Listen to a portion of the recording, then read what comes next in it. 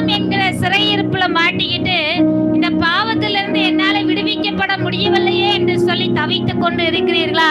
கர்த்தர் உங்களை விடுவிக்கவே ஆயத்தமா இருக்கிறார்.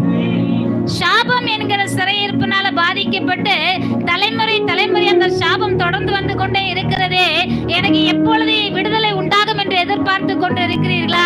கர்த்தர் உங்களுடைய சாபத்தை இந்த நாள்ல முறிக்கிறார். வியாதி என்கிற சிறையிருப்புல மாட்டிட்டு எனக்கு எப்பொழுது இந்த வியாதி மறையும், எப்பொழுது எனக்கு இந்த வியாதியிலிருந்து சுகம் உண்டாகும் என்று சொல்லி எதிர்பார்த்து கொண்டு இருக்கிறீர்களா? கர்த்தர் உங்களுக்கு வியாதி என்கிற சிறையிருப்புல இருந்து விடுதலை தருகிறார். ஆமென்.